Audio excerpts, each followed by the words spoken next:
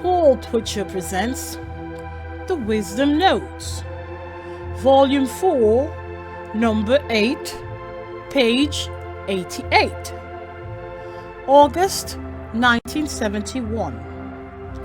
Dear Blessed One, whenever the Mahanta consciousness establishes itself in this world, in the physical form, it is an act of love. When the conditions of civilization build into massive negative formations, and the minds and hearts of all men are sick and virtually without hope, a corresponding quantity of the positive gathers to itself, much like an explosion in reverse. When it is complete and conditions are right, it enters into this world and the physical form to counterbalance the negativity. The Mahanta comes because of the Sugman's love for its creation, and because without the coming, the creation could not survive self-destruction from the negative imbalance. This periodic drama is played out at intervals, and while it is romantic in nature, or man's views of it, it is also mechanical and impersonal in the sense that it must occur to sustain creation. So often I have used the term soul exists because of God's love for it.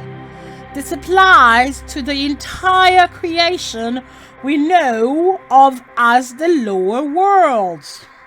Love creates and love sustains, and the lack of it destroys. As was said in last month's Wisdom Notes, it is not hate that is the ultimate destroyer, but inattention, lack of love.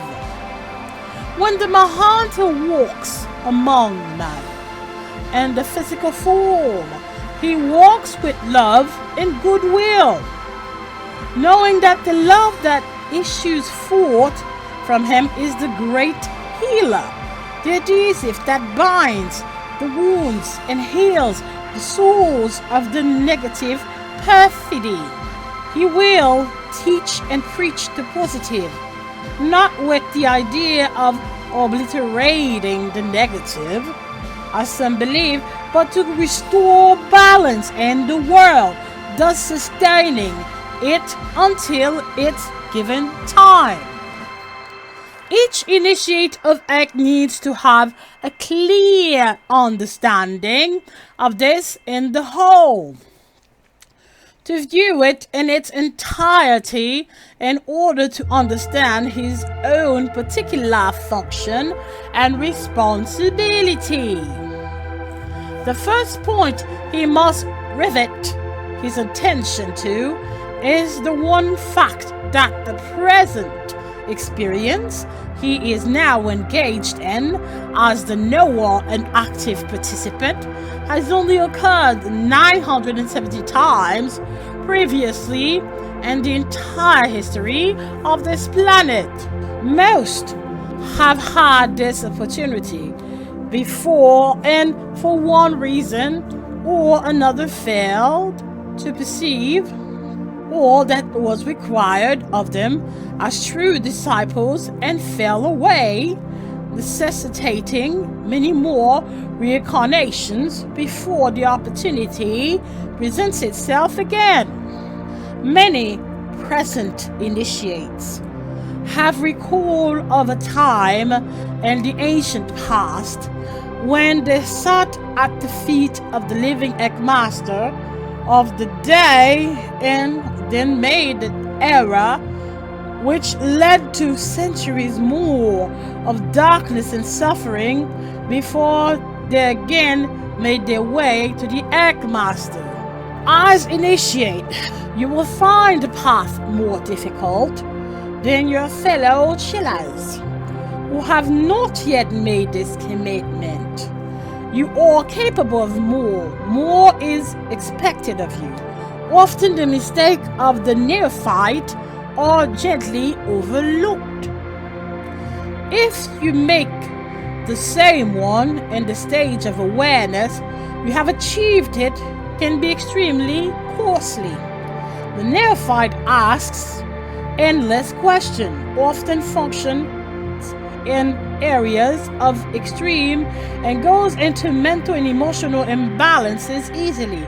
By the time one has reached the stature of an initiate, he begins to understand the reason of this middle path, the absolute necessity for balance. As teachers, speakers, writers, or whatever way you are personally expressing the work of Ek in this world, you are finding yourselves in a position of responsibility not only in the society as a whole, but before the rapidly growing body of newer Shellas. Since your initiations, you are closer to the master than all others.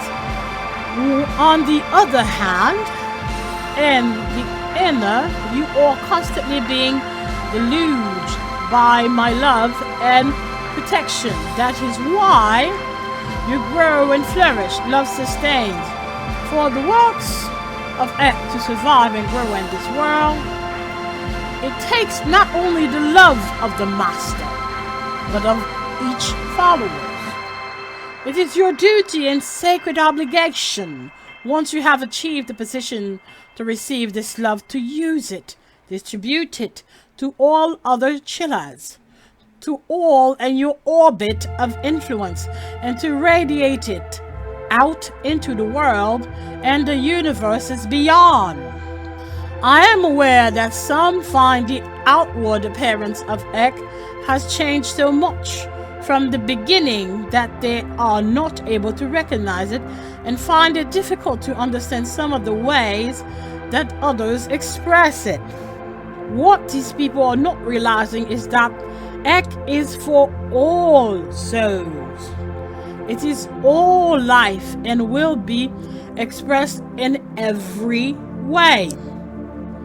All things cannot be desirable to all people, but the enlightened initiate understands that no single thing will ever represent all of Ek except the living Ek Master himself. It is in this area particularly that each of you is charged with the responsibility, no matter how difficult, to love each other, avoid fault finding and criticism, and focus on the creative mission ahead. No chiller ever failed without being warned by the master, and every chiller who failed in the past thought the warning could not possibly be meant to include himself. Think well upon this, beloved ones. My love surrounds you always. Affectionately, Paul. Thank you for listening.